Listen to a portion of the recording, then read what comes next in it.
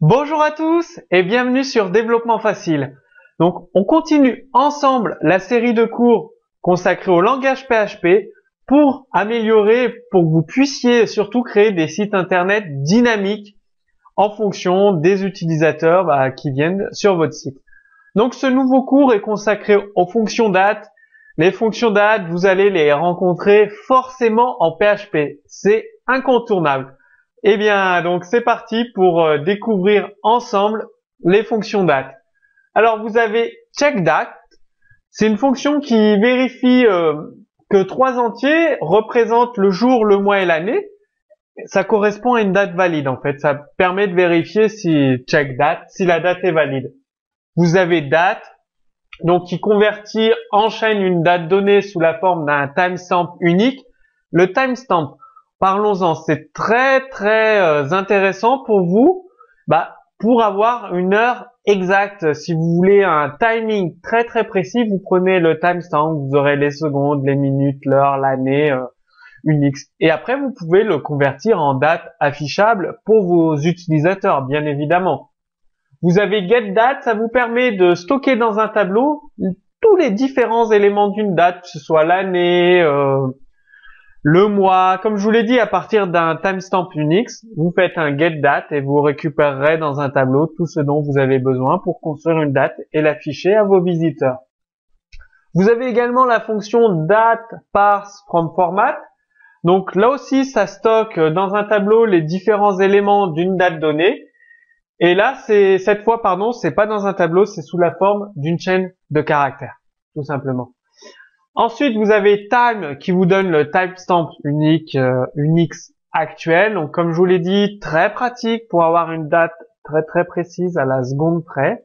Donc, c'est ce que vous allez utiliser. mktime pour créer un timestamp Unix, là, justement, à partir d'une date. Donc, c'est l'inverse. Tout à l'heure, on prenait le timestamp, on passait à une date. Là, on fait l'inverse d'une date et on va vers un timestamp Unix.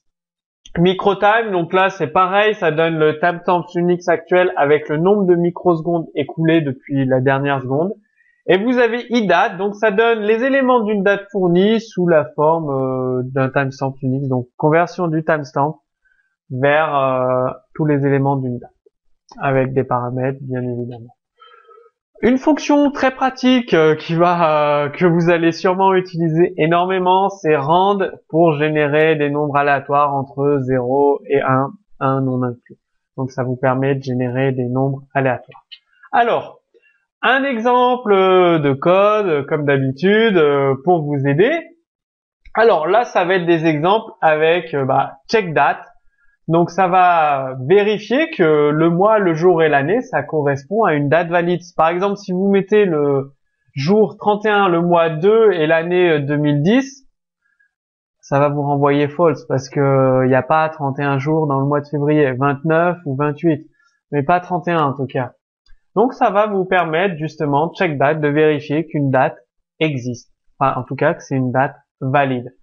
Après, vous pouvez convertir une date donné sous la forme d'un timestamp Unix, c'est-à-dire vous récupérez un timestamp Unix et vous voulez le convertir en date affichable pour vos utilisateurs, en date compréhensible pour vos utilisateurs. Bien là, je vous ai mis toutes les options de date. Date, le jour du mois, D, le jour du mois, J, sur un ou deux chiffres, le jour du mois, M, N, enfin, vous avez vraiment tout, c'est détaillé, c'est écrit en français, H pour l'heure au format 12 heures, H majuscule au format 24 heures, soit sur deux chiffres 0,1 ou sur un chiffre 1. Donc vraiment, je vous ai mis toutes les options. Donc ce sera à vous de choisir en fonction de vos besoins. Si vous vous adressez à des visiteurs anglais, américains ou français, vos dates n'auront pas le même formatage, tout simplement. Et je vous ai mis un exemple d'une date pour récupérer d'une timestamp vers un jour, mois, année, l'heure également, et Unix quand il a fêté sa milliardième seconde, bon, petit truc. Ensuite, getDate, à partir d'un timestamp, vous récupérez la date. Donc dans un tableau, ça stocke tout dans un tableau. Je vous ai également mis toutes les valeurs possibles du tableau, donc les secondes, les minutes, les heures, MDay, weekday, donc le numéro du jour de la semaine, weekday, month pour le mois, year day, numéro du jour de l'année, donc de 0 à 365 jours dans une année, weekday, month. Donc ça va vous permettre de get date. Vous allez récupérer un tableau à date. Ensuite, vous parcourez tout ce tableau, donc clé valeur, donc clé 0 seconde, 1 minute, weekday, mday, year day, yes day, month, pour récupérer les valeurs que vous souhaitez tout simplement. Vous avez aussi un exemple avec date parse from format qui va vous être très utile. Même principe, je vous ai mis tous les paramètres du tableau. Donc vous avez plus qu'à parcourir ce tableau et à récupérer l'année, le mois, day, hour, second, fraction, etc., etc. Donc ça va être très très intéressant pour vous. Qu'est-ce que je vous ai mis également? Eh bien l'inverse. Donc récupérer le timestamp unique actuel pour justement avoir une date précise pour vos visiteurs. Quand vous faites par exemple Google Analytics, il utilise le timestamp pour avoir des données très très précises sur les visiteurs de vos sites internet si vous utilisez Google Analytics. Je vous ai également mis MKTime pour afficher, donc MKTime, ça crée un timestamp unique à partir des éléments d'une date.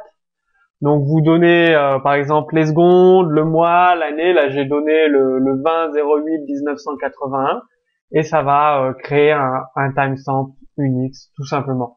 Donc je vous ai mis différents exemples de mise en pratique comme ça direct. Vous voyez comment ça fonctionne. Il y a iDate aussi pour récupérer les composantes des différents éléments d'une année d'un timestamp unique. C'est un petit peu le même principe que les fonctions date que je vous ai montré tout à l'heure. Bon, je préfère vous mettre des fonctions que vous allez utiliser. Bon, iDate, peut-être que vous allez l'utiliser un peu moins. Au moins, je vous donne pas tout.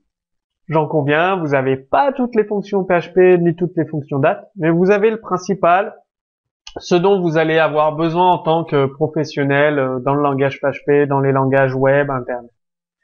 Et je vous ai mis la fonction random qui génère un nombre aléatoire entre 0 et la valeur que vous donnez finalement, entre la borne minimum et la borne maximum incluse. Donc random, par exemple entre 1 et 69, ça va vous donner un nombre aléatoire. La fonction rand toute seule, ça va vous donner aussi un nombre aléatoire. Donc, comme d'habitude, vous pourrez télécharger le code source là directement sous cette vidéo. Donc c'est un rappel, c'est un résumé de ce cours vidéo, le code source.